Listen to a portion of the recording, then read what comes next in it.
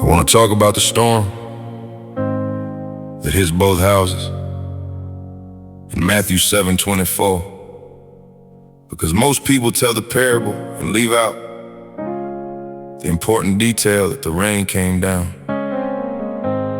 The streams rose and the winds blew against both houses. The wise man's house and the foolish man's house got the same storm.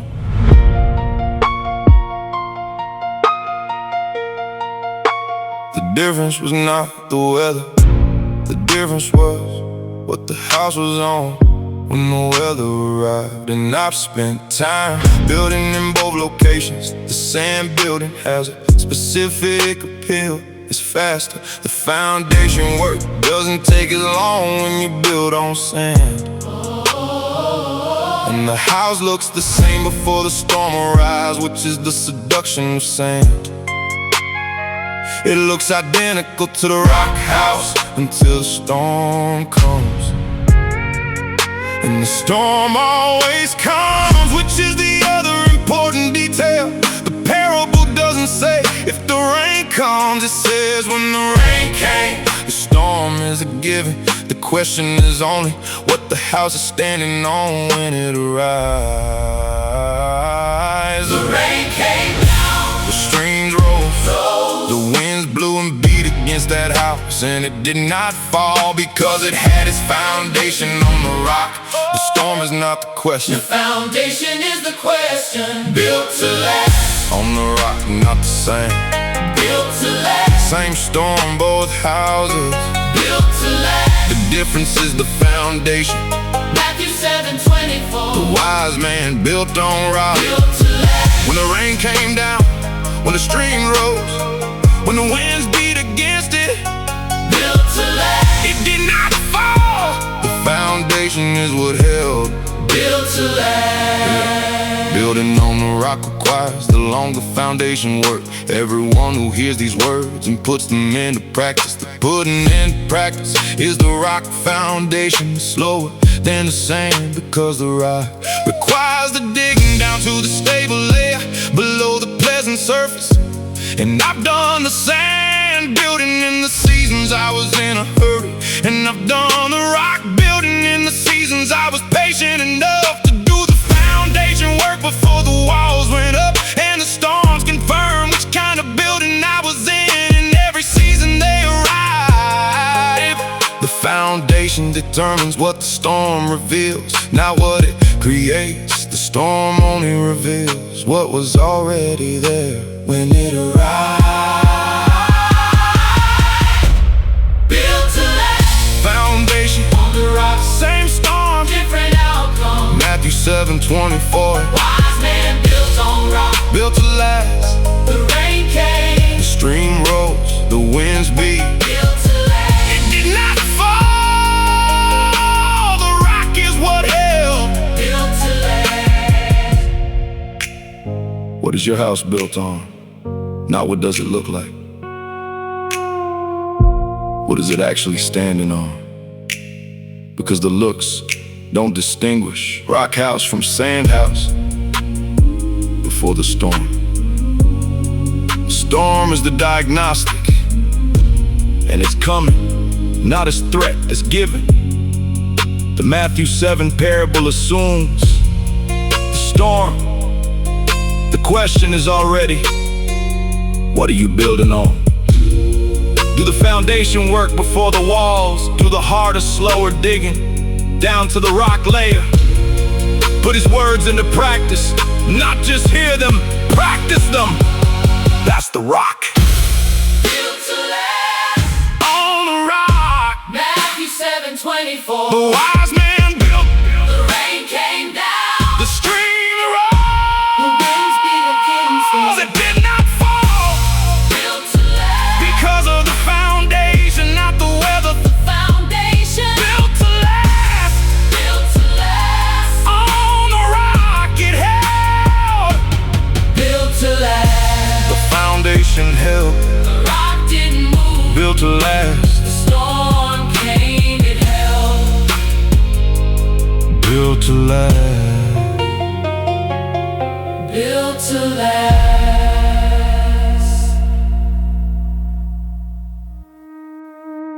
Before the first morning, before the first word, before the foundation of the world was laid, before there was a record to be chosen for or rejected for, he chose. And the one he chose was you. Ephesians 1:4. He chose us in him before the creation of the world. I wanna sit with the timeline, because the timeline changes everything about how the choosing works. Before the creation of the world means before I existed, before the record existed, before any evidence that could have informed the choice was available. He chose with full knowledge of everything the record would eventually contain, and he chose anyway, which means the choosing was not based on the record, it was based on something in him, not something in me. He chose us in him. Before the creation of the world, to be holy and blameless in his sight. Not because we were. Before he chose, because he chose us To become what he was choosing us for. choosing precedes. To become chosen before the foundation. before the record existed, chosen before the foundation. Chosen before the foundation. Ephesians 1:4. He chose in him before the world was made. Chosen before the foundation. Not because of the record, because of the one who chose. Chosen before the foundation. You were chosen before there was a world to be chosen in. Chosen before the foundation. And the implications of being chosen before the foundation are significant for how I understand my standing. Because post-creation choosing is conditional on something post-record choosing. There's qualifications attached, but pre-creation choosing predates every qualification, every disqualification, every chapter of the record that would have been a deciding factor in any system based on merit. And he chose before any of that, which means the choosing cannot be revoked by anything the record added after the choice was made. The choosing precedes the record, and the record cannot reach back to change a choice made before it existed. To be holy and blameless in his sight, that's the destination of the choosing. He chose us toward that, not because we arrived there first. He is working us toward it from the choosing he made before we existed. Chosen before the foundation. Ephesians 1:4. Before the world was made. Chosen before the foundation. The choosing precedes the record. Chosen before the foundation. The record cannot revoke What was chosen? before it existed. Chosen before the foundation. You were chosen Before the foundation. before the world had a morning. You were chosen. Before the record had a first entry. You were chosen. Before the first decision you would make that would eventually complicate how you understand your standing. You were chosen, and that choosing is the foundation that everything else either rests on or tries to replace. And nothing that the record has added since has the authority to undo what was settled before the record started. Chosen before the foundation. Before the world, Ephesians 1:4. in him. In him, Before creation, the record cannot reach it. chosen before the foundation. Chosen before the foundation. You were chosen Before anything existed, to be chosen for. chosen Before the foundation. Chosen before the foundation. before the foundation. Before the record. Chosen before the foundation. Ephesians 1:4. Chosen Before the foundation.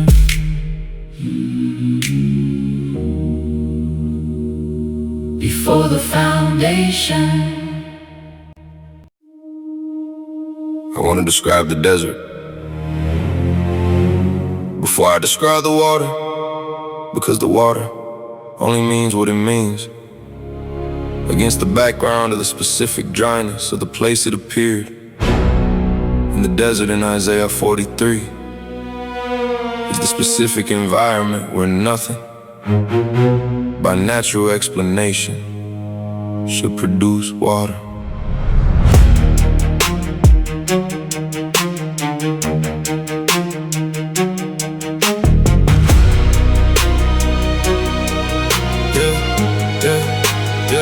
The desert is the address where your own resources have been exhausted long enough that you recalibrated your expectations to match the landscape. And I've been in the desert, specific coordinates of the season, where every natural source of what I needed was absent. And I have been there long enough to stop expecting the season to change. And the temptation in the desert is the theology that maybe God is good in greener places, but the desert is outside his operational range. And the desert is the lie that the desert tells about itself and about the God who made it. Isaiah 43:19. I am making a way In the wilderness, streams in the wasteland, not around the wasteland. In it, the provision is not at the exit of the desert, it's in the desert. He makes streams in the wasteland. provision in the desert, That's his signature. provision in the desert. Streams in the wasteland. Isaiah 43:19. I am doing a new thing. Provision in the desert, Do you not perceive it? The water is already there before you perceive it. provision in the desert. Where nothing should produce it, he provides provision in the desert. And I watch the provision arrive in the specific desert, at the specific coordinates of the most depleted season I've lived through, in a form that I could not have produced from the available resources in the landscape. And the specific form of the provision was always perfectly matched to the specific form of what the desert required, which means the provision was designed for the desert, not delivered to me in spite of it, but through it and for it and by it. The desert is not the problem, the desert is the location of the most specific provision God ever produces, because the desert has no competing explanations for the water that appears in it. Do you not perceive it? The new thing Already springing up, already springing up already there. before the perceiving. The provision is in the desert, already underway.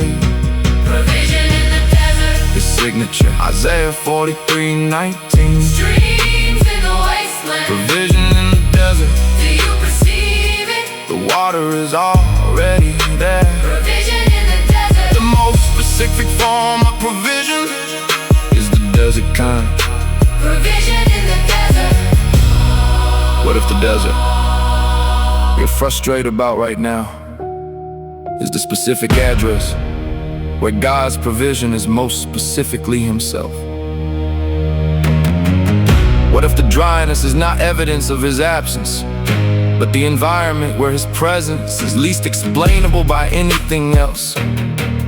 What if the stream is already springing up and you haven't perceived it yet, because you're still looking at the desert conditions instead of the new thing already happening in the middle of them? Do you not perceive it? Provision in the desert, His signature, streams in the wasteland. Isaiah 43. Provision in the desert, Do you perceive it? the new thing already springing up. Provision in the desert, The water is already there. before you perceive it. Provision in the desert, His provision, his signature. streams in the wasteland. Streams in the wasteland. Do you not perceive it? Provision in the desert, already there. Already there.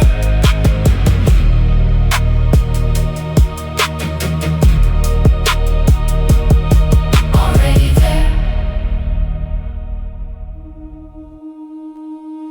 I want to describe a place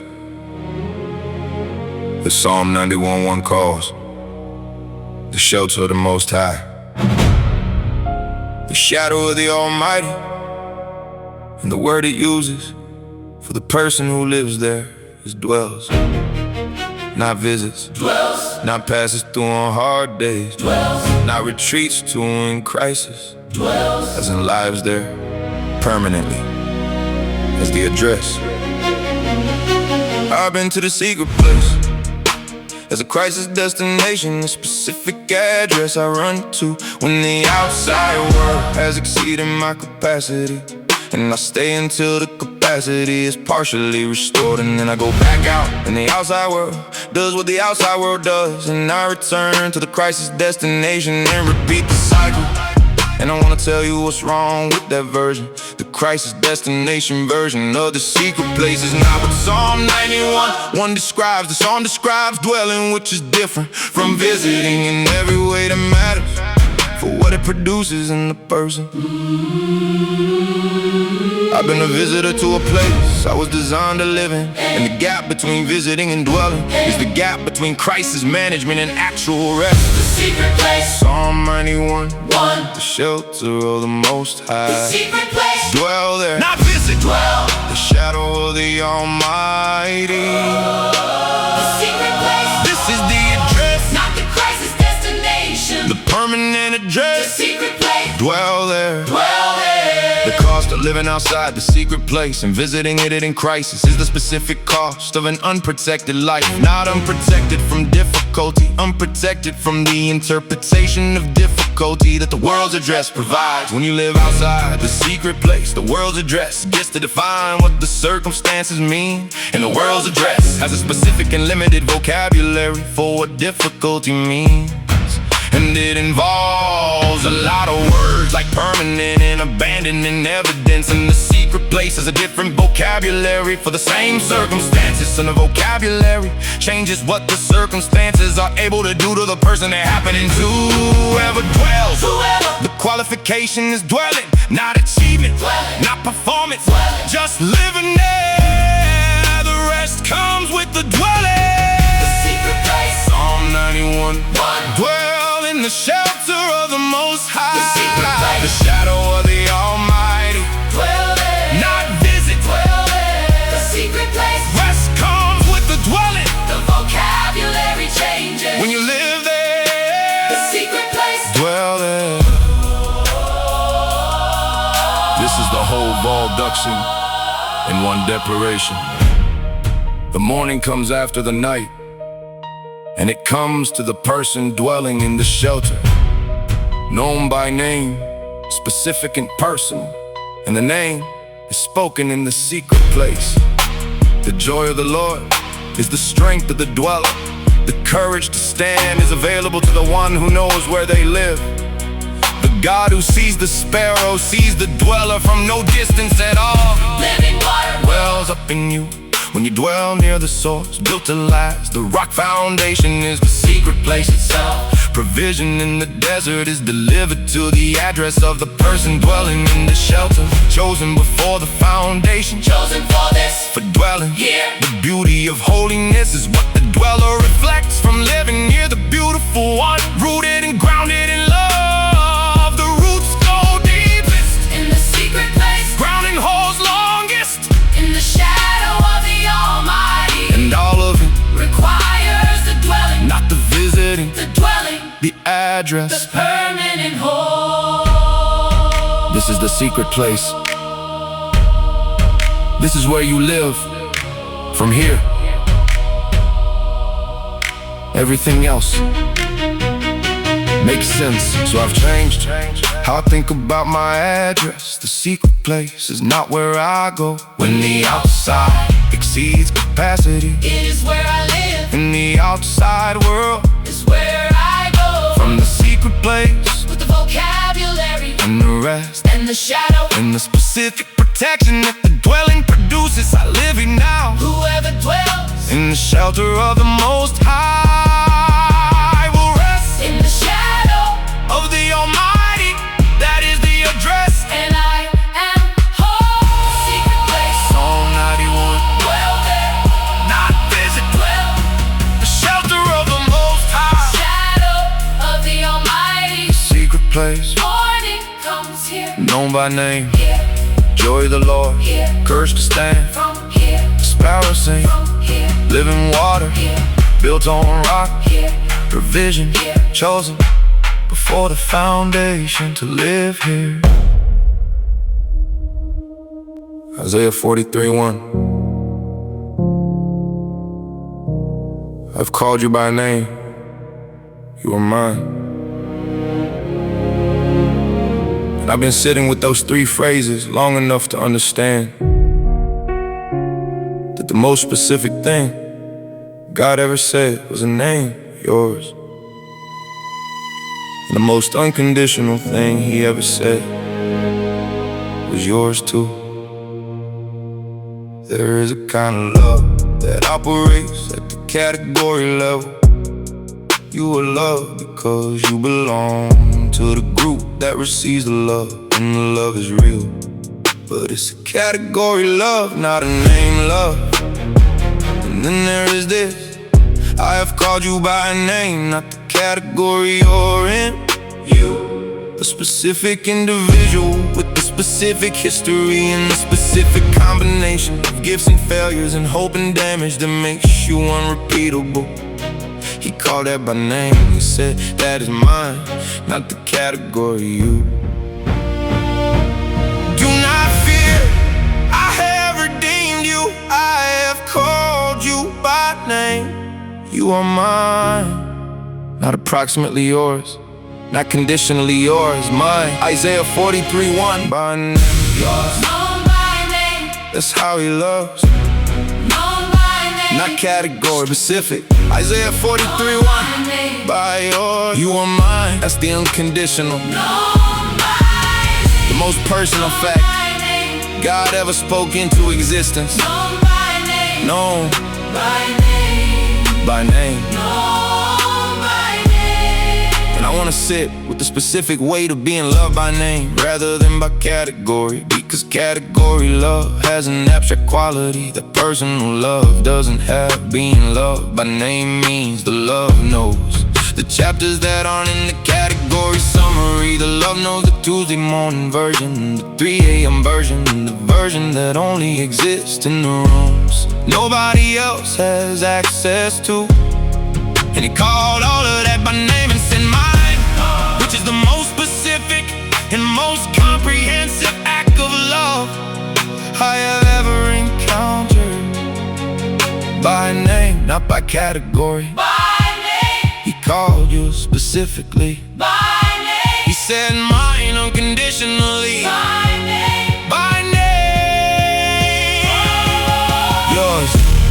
known by name, That's how He loves, not category known by name, specific. Yours. Isaiah known by name, 43:1. Called you by name. known by Mine.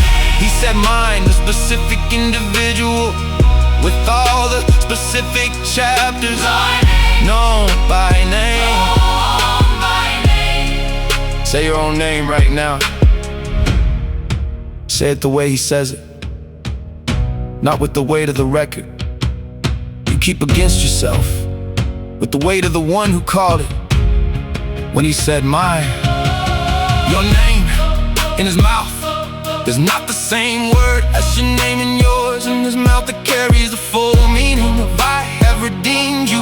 I have called you, you are mine. The love is named after you. Known by name, Isaiah 43:1. known by name, You are mine, not category, specifically you. Known by name. known by name, All of you, the chapters He knows, name, the rooms He's been in. name, Known by name. He said mine, known by name, you are His.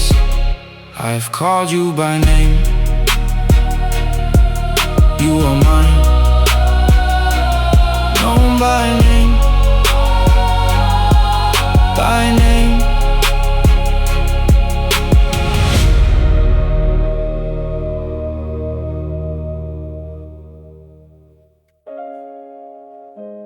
I want to read you a command, not an encouragement, a command. Joshua 1:9. have I not commanded you? Be strong and courageous. Do not be afraid. Do not be discouraged, for the Lord your God will be with you wherever you go. Commanded, not suggested. Commanded, with a presence attached. The command comes with information that changes what it costs to obey. Have I not commanded you? Be strong and courageous, for the Lord your God will be with you. The command and the presence are the same sentence, which means the courage is not generated by you. It's resourced by the presence that accompanies the command. And standing firm when the room is pressing is possible, not because you're strong enough, because the one who commanded you to stand is already standing in the room with you.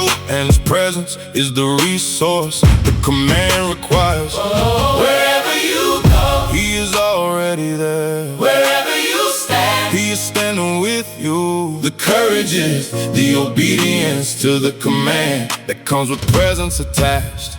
courage to stand, Joshua 1:9. courage to stand, Commanded, not suggested. courage to stand, He's already there. courage to stand. The presence makes it possible. Have I not commanded you? Be strong and courageous. Do not be afraid. Courage to stand. He goes with you.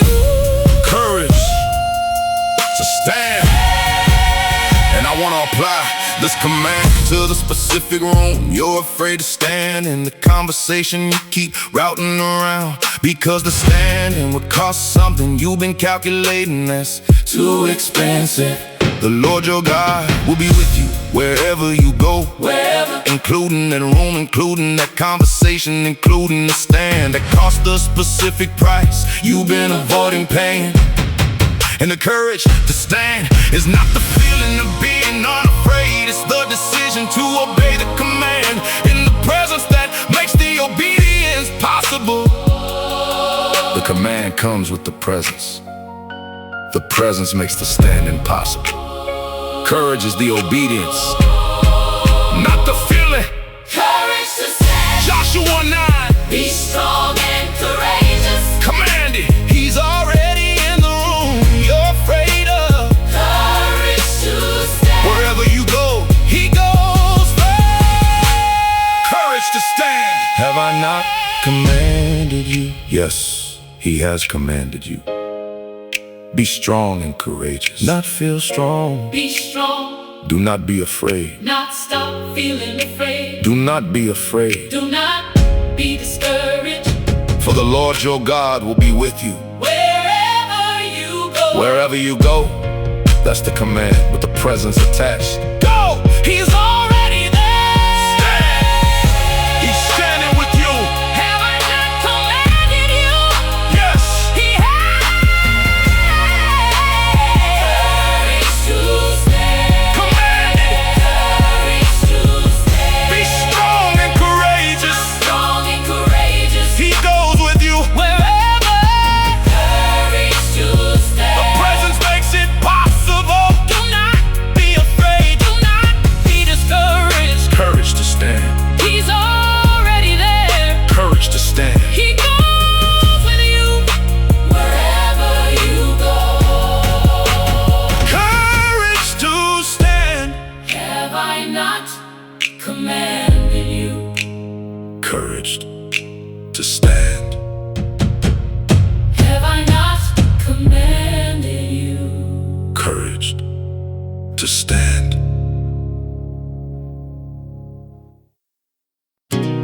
I want to tell you about a sparrow that costs half a penny, and the market Jesus described, and the God who tracks every single one of their falls. Not one falls. Outside his awareness. And then the verse says, you are worth more than many sparrows, which means the tracking that applies to the sparrow applies to you with significantly more specificity. There are seasons when you feel like the falling sparrow that nobody is tracking, The room doesn't notice, the family doesn't know, the community doesn't see. And the invisibility has a specific weight that is heavier than any visible problem I've carried. Because visible problems at least confirm you exist in the room you're suffering in. And Matthew 10:29 says, not one of them falls outside your Father's care. Not one. Including the ones that the market priced at half a penny each. Including the ones that nobody else was watching. Not one falls outside his care. Not one, not the smallest one. Not the least valuable one. Not one, which means not you. in the room you feel most invisible. The God who sees the sparrow Sees you. The God who sees the sparrow In the fall. Matthew 10. Not one outside his care. The God who sees the sparrow in the room you feel most untrapped. The God who sees the sparrow Sees you. worth more than many sparrows. The God who sees the sparrow sees you. sees you. Sees you. Sees you. And I've been in the invisible room, the one where the suffering wasn't dramatic enough to generate attention. Just the quiet weight of the thing that nobody knew about, that I was carrying alone. And the God who sees the sparrow was in that room before I knew he was looking, tracking what the market couldn't have priced, with the specific care of someone for whom nothing falls outside the awareness that loves it. Not one falls outside his care. Not one, including the invisible thoughts, the quiet ones, the unwitnessed ones. He tracks them all. The God who sees the sparrow Sees you. in the invisible room, Matthew 10. Not one outside his care. The God who sees the sparrow In the fall. nobody else witnessed. Sees you. Sees you in the room you're in right now, where the suffering is quiet and the invisibility is heavy, and nobody has tracked what you're carrying.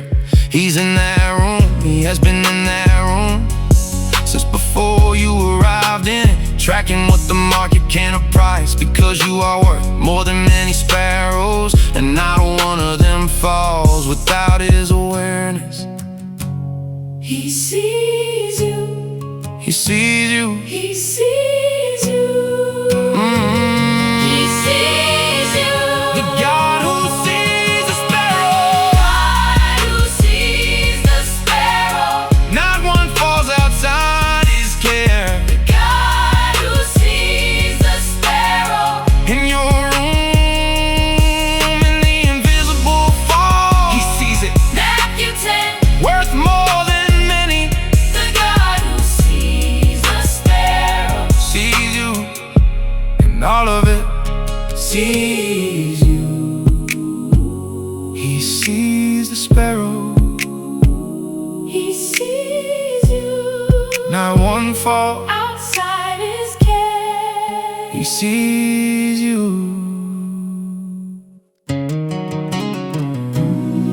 I want to correct something that I believed for a long time that was wrong in a specific way. I was sold holiness as a list of restrictions, and I found it unattractive. I rejected it on those terms. And then I encountered what the song calls it, the beauty of holiness. And the beauty version is a different thing than the restriction version. And I want to describe the beautiful one. The restriction version of holiness is organized around what you can't do, and the list and the performance of the list, and the guilt of the performance when it falls short. And I spent years rejecting that version because I was right. That version is not beautiful, it's exhausting, and it produces the specific fruit of exhaustion, not the specific fruit of beauty. Psalm 29:2. Worship the Lord in the beauty of holiness. Not the restriction of holiness. Beauty, which means there is a version that is actually beautiful, and I want that version. The beauty of holiness. Not the list. Not the list. The beauty of holiness. Psalm 29:2. The beauty of a life set apart to reflect what it was set apart for. The beauty of Holiness, not restriction, the beauty of a life that looks like him because it lives near him.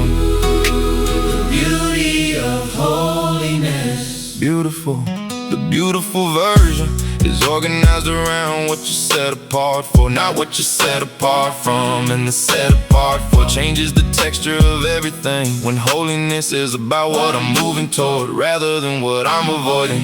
It has a completely different quality of life. It's oriented by love, not by restriction. And love-oriented living has a beauty to it that restriction-oriented living cannot produce. And I watch people who live in the beautiful virgin, and they look different than the restriction people. They look free in the specific way that people look free when they love what they're living for. Worship the Lord in the beauty of holiness, The beauty version, set apart for not just from the beauty is in the fall. the beauty of holiness, Psalm 29, not the restriction version. the beautiful one, Set apart for what he set apart for. the beauty of holiness. It looks like freedom, the beauty of a life near him. The beauty of holiness. Beautiful, I want the beautiful version, not the list version. The version that looks like what it's living toward, rattling what it's avoiding. The beauty of holiness is not the straining, it's the reflecting the life that has been here. The beautiful one, long enough to start looking like him, and the looking like him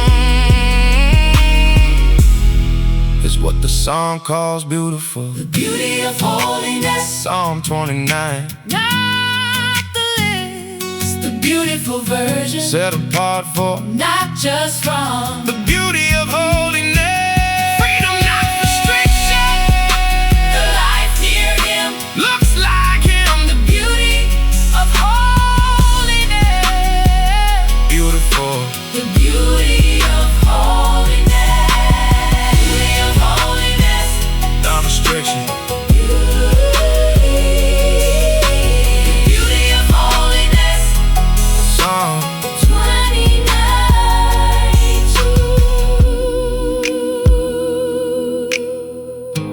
29:2. Beautiful.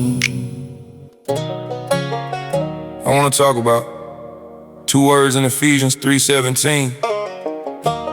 Rooted and grounded in love, both of them together.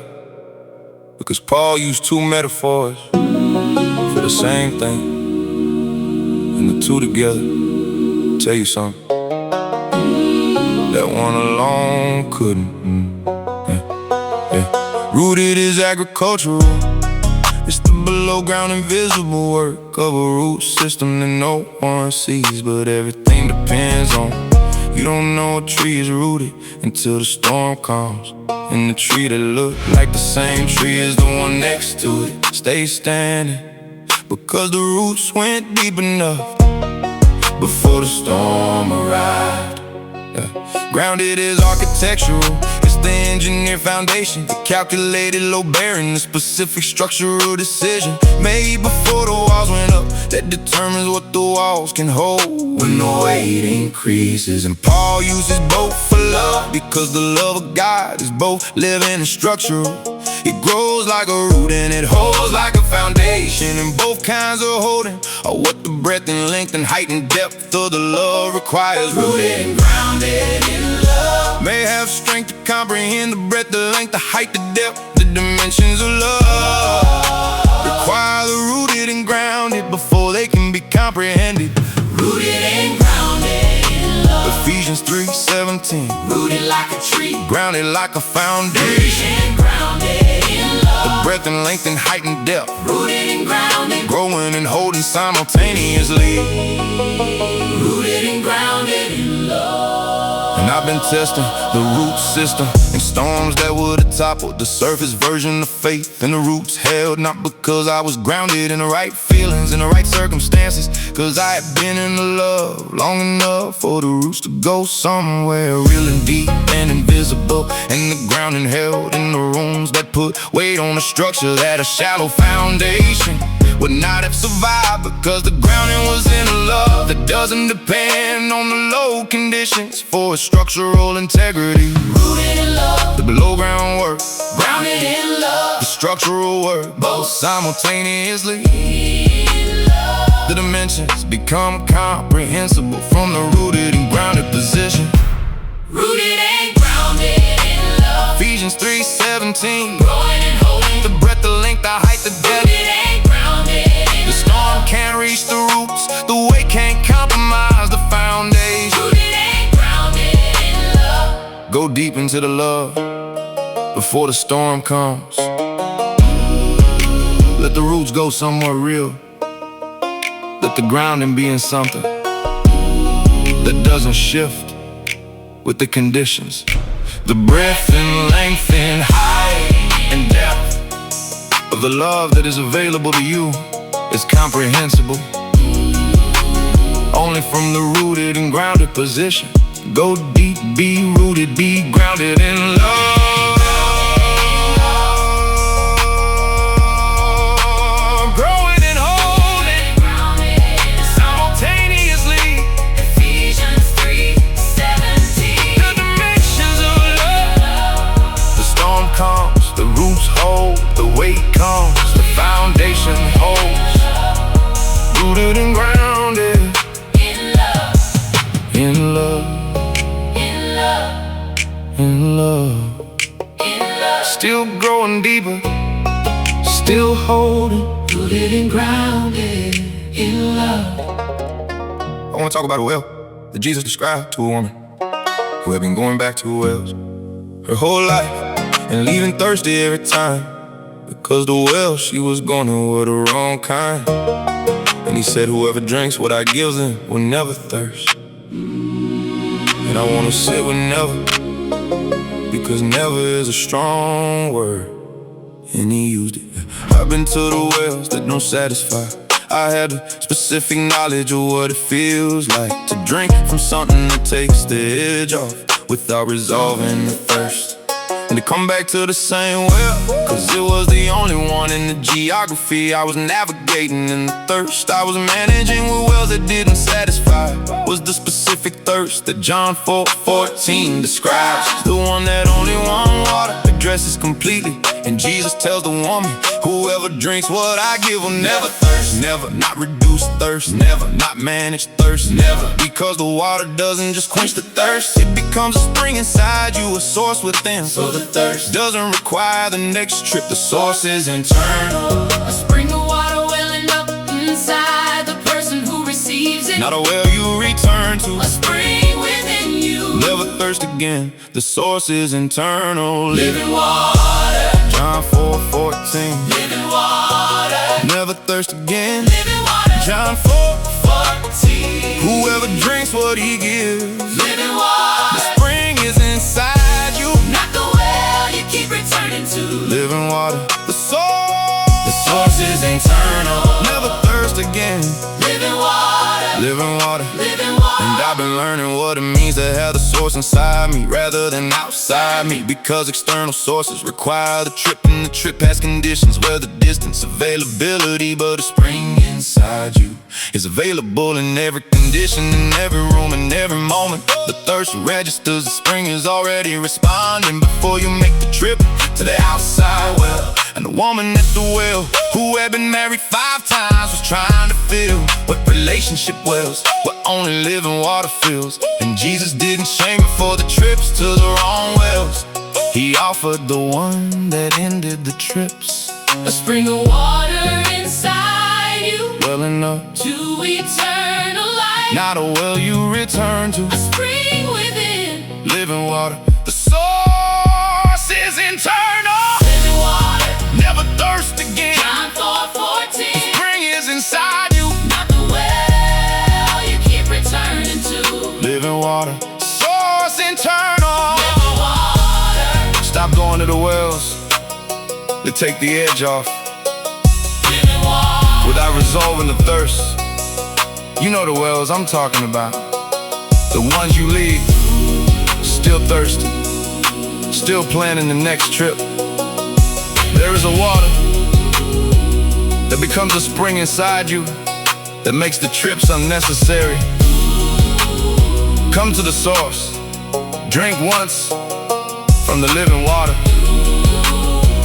and let the spring be planted in you. Never thirst again. Living water. Living water. Living water. Never thirst again. Spring is inside you. John 4:14. Not the wells that take the edge off. Living water. The source internal. Never thirst again. Living water. Living water. Living water. Living water. Living water. Living water. The spring is inside you. Living water. Never thirst again. Living water. I wanna make a distinction that changed how I approach every hard season I've been in. Since I understood it, happiness requires conditions, joy it doesn't. And Nehemiah 8:10 says, the joy of the Lord is your strength, not happiness. Joy. And the difference is the whole sermon.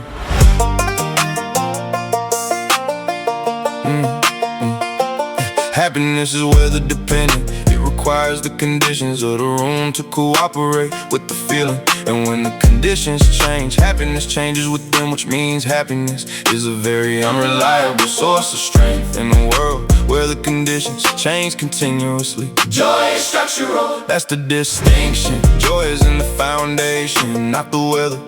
And when Nehemiah 8:10 says, the joy of the Lord is your strength, it's describing a source of strength that doesn't evacuate when the weather changes. Because it's not weather dependent, it's Lord dependent, and the Lord doesn't change. The joy of the Lord is your strength. Not happiness, Joy. Structural, not weather dependent. The Lord is the source. And the source doesn't change when the conditions do. The joy of the Lord. That's my strength, not the happiness that needs good weather. The joy of the Lord. Structural, Nehemiah 8:10 holds in every season.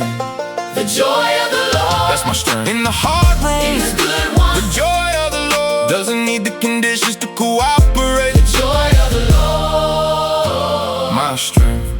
I've been in rooms where happiness had no access, based on what the room contained, and the joy was there. Not performing happiness present is something structural that the room couldn't reach. Because joy doesn't live in the room, it lives in the relationship with the one who gave it in the room. Can't touch what doesn't live in the room. And when Nehemiah told the people who were weeping to not be grieved, he didn't tell them the grief wasn't real. He told them the joy of the Lord is your strength, which means the strength is available in the same moment as the real grief, simultaneously present with the real weight.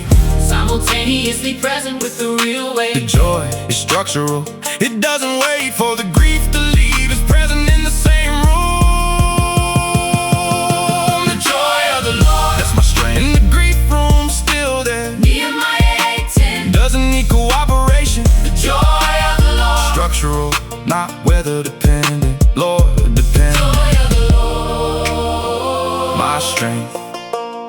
The joy is not your achievement. You don't generate it, you receive it from the one who is its permanent source. And the receiving is the practice of joy, not the manufacturing of it. Come to the source, let the source give what it gives. The joy of the Lord is your strength, it's already available. Come to the source. Joy of the Lord. That's my strength, structural. Not weather dependent. Nehemiah 8:10. The joy of the Lord. In every room, the hard ones, Good ones. the joy of the Lord. My strength, My strength. my strength Joy of the Lord. is my strength, Still receiving it. Joy of the Lord. my strength. I want to tell you about the morning that comes after the night. You weren't sure you make it through. Not the morning as a metaphor, the specific dawn that follows a specific darkness, and what it means to be on the other side of it. I've been in nights that felt like permanent addresses, the kind where the darkness has been there long enough that you start to assume it's the weather here rather than a season that ends. And Psalm 35 says, weeping may stay for the night, may not will, which means even the staying is temporary by nature. It may stay and it may leave, but the morning is guaranteed. Rejoicing comes in the morning, not may come. Comes present tense certainty. The morning is not conditional on what the night did. The night is not the permanent address. The morning is the Permanent address. The weeping is the temporary tenant. The joy is the homeowner, and the morning is coming. Whether the night lasts 1 hour or 3 years, the morning is coming. When the morning comes, And it comes. when the morning comes, Joy comes with it, Psalm 35. weeping for the night. But rejoicing in the morning. When the morning comes, Hold on through the night. when the morning comes, The night wasn't the address. when the morning comes, Rejoicing comes with it when the morning comes. And I watch mornings arrive after nights that should not have produced them, based on the evidence of how long the night had lasted. And the morning came anyway, indifferent to the night's duration, showing up on schedule because the morning does not consult the night about when it's convenient to arrive. And the joy that came with the morning was not proportional to the night's length. It was disproportionate in the way that grace is always disproportionate to the problem it addresses. The morning doesn't ask how long the night was. The morning comes, and the joy comes with it. Hold on through the night. The morning is coming. when the morning comes, Then it comes. when the morning comes, Joy comes with it, Psalm 35. the night doesn't last. When the morning comes, Rejoicing hold on through the dark. when the morning comes, when the morning comes. If you're in the night right now, and the morning feels like something that happens to other people in other seasons, I want to tell you from the other side of every night I've been given. The morning comes, Not because you earned it, because morning is what follows night in the design of the one who made both of them and set the sequence that doesn't change based on how hard the night was. the morning is coming.